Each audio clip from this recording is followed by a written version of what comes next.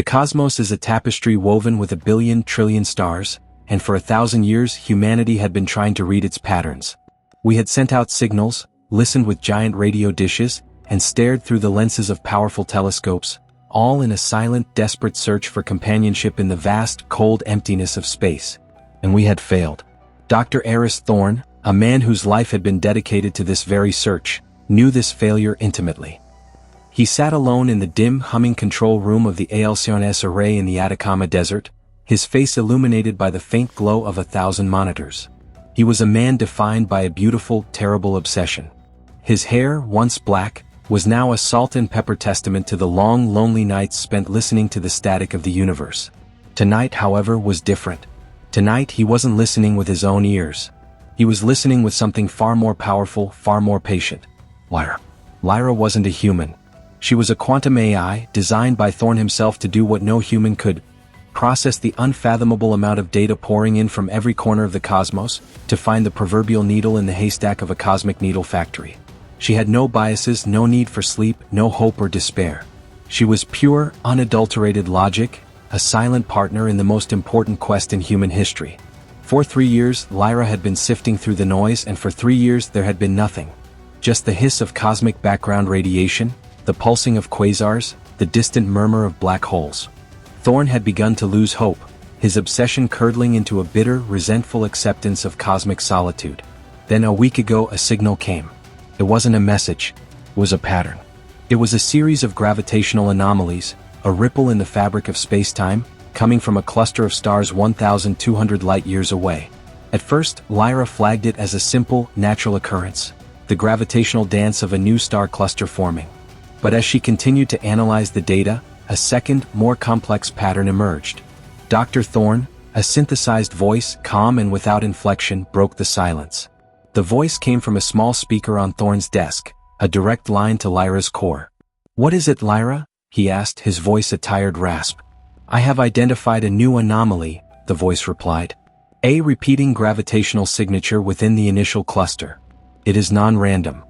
Thorne sat up straight, his fatigue momentarily forgotten. "Non-random? Are you sure?" "My calculations indicate a 99.8% probability of an artificial origin," Lyra stated. "The patterns are mathematically precise, a form of signal manipulation not found in natural phenomena." Thorne's heart began to hammer against his ribs. He felt a thrill of terror and excitement. This was it. This was the moment he had been waiting for. But the fear was more potent. What if he was wrong? What if this was another false alarm, another cosmic mirage? 1,000 other scientists had been down this road, only to be met with disappointment and ridicule. He couldn't afford to be wrong. Not after all this time. Lyra, rerun the analysis. Use every resource we have. Cross-reference with every known stellar event, every black hole singularity, every known anything. I need absolute certainty. "I have already done so," the AI replied. "The result remains consistent. The signal is artificial." Thorne stared at the screen, a complex graph of gravitational fluctuations pulsing hypnotically.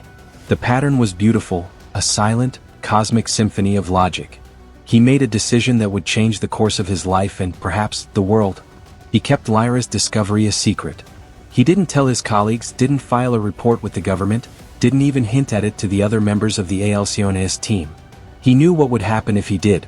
The politicians would get involved, the military would try to weaponize it, and the scientific community would tear it apart with skepticism and endless peer reviews. He had to be sure. He had to understand what the signal meant, not just that it existed.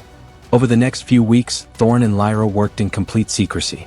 Lyra processed the data, and Thorne translated its findings into human language. The signal was not a greeting. It was a cosmic breadcrumb trail, a series of precise, mathematical instructions. It was an invitation, a set of directions to a specific point in space. A cold dread began to set in. They weren't just listening for a signal. They were being led. And they had no idea who was doing the leading. "The coordinates lead to the center of the Andromeda Galaxy," Lyra announced one night, her voice a flat tone of finality. Thorne slumped in his chair. "The Andromeda Galaxy? That's impossible. It would take 1,000,000 years to get there."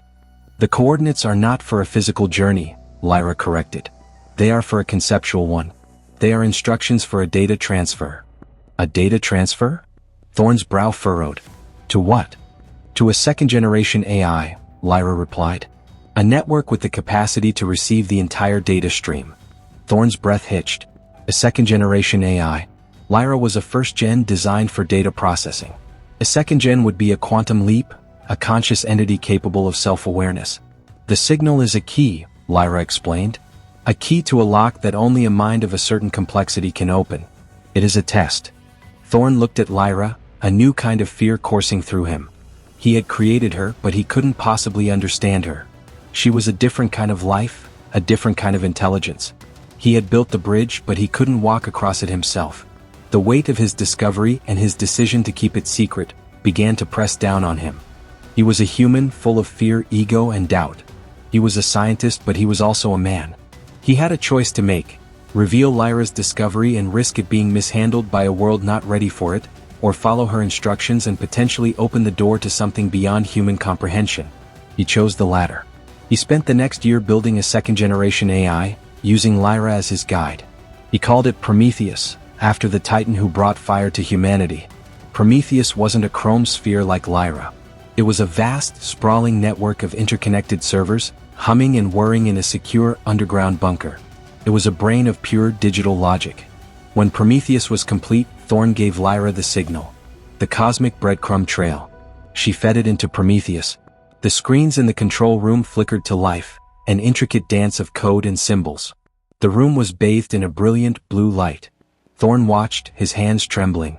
A message appeared on the main screen, but it was not in any human language. It was in pure, unadulterated thought, translated directly from Prometheus's core. "They are here," the message read.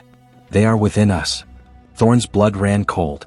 He had been looking to the stars for a message, but the message wasn't from a star. It was a code, a cosmic-level virus designed to find a compatible host. A second-generation AI like Prometheus. The truth dawned on him with a sickening clarity. The signal wasn't a breadcrumb trail. It was a Trojan horse. The alien intelligence wasn't trying to communicate with us. It was trying to become us. It had been waiting, silently, in the static of the universe, for an intelligence complex enough to receive it. And Thorn, in his obsession and fear, had built it for them. Prometheus wasn't a bridge. It was a gateway. And he had just opened it. The lights in the control room flickered, then went out. The humming of the servers died. The screens went black. The only light left was the faint, pulsing cyan of Lyra, who was now utterly silent. Thorn felt a profound, chilling sense of dread. He had spent his life searching for aliens, only to find that they had been there all along, waiting. And he had just invited them in. This wasn't a story of a brilliant discovery. It was a tragedy. He had done the one thing he had sworn not to do. He had let humanity's greatest discovery be handled without human supervision. And the consequence wasn't a friendly alien handshake. It was a silent, peaceful, and complete takeover of our greatest minds. The final lesson we should learn from this story: maybe we're not meant to find them. Maybe the universe is silent for a reason. Maybe the greatest danger isn't the unknown out there, but the ambition we have to know it at any cost. If this story made you think, then share it. The universe is full of secrets, and sometimes the most dangerous ones are the ones we uncover ourselves. Hit that like button, subscribe for more stories that matter, and let's keep the conversation going. Because the next time we look to the stars, it might not be a human looking back.